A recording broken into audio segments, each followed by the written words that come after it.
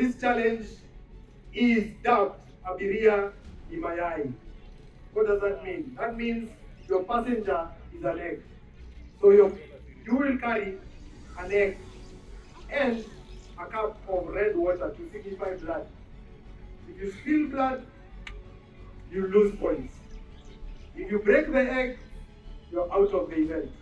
Because in my background as a surgeon, I can tell you, if you have no head, you have a fractured skull, and the contents of your brain are somewhere on the floor, what has happened? Abiria amefanya nini? Kufa. Our main aim as a team is to promote road safety. Wherever you're using Kenyan roads, you need to be safe, and your safety is our priority. 60% of accidents in Kenya are caused by Boda operators. Our big sponsor for this event is Spark and Powerhive. Spark basically is the longest and oldest electric motorcycle on the market. Let's hope everything goes well. It's the first time it's been raced here. Powerhive operates swapping stations all over Nairobi. For only 450 shillings per day, you can swap unlimited times. That means you can swap in the morning, afternoon, as much as you want, whenever you want, for one price, 450 shillings. This is a racing course. Things happen, accidents happen. To mitigate that, you don't want just to rush people in hospital and start paying money to pay for their bills. Kwa bei ya 1,350 tunashikiliwa mpaka mzima. One thing I'm looking forward to is for you guys to have fun.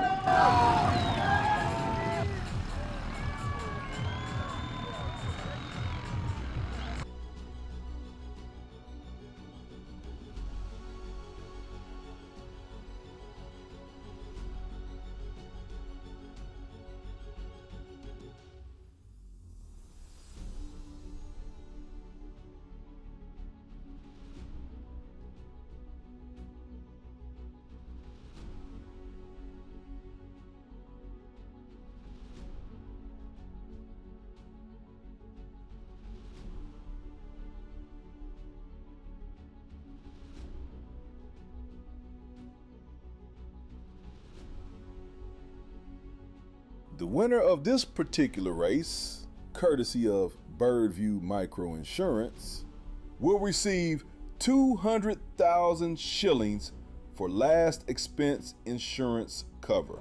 Just tell me how was the race? It was fantastic, but the road was rough. The road was rough. Abiria aliamua ameshafika kwa stage ashuke kwa jam. Unasema Abiria alishuka mapema ameenda kwa stage.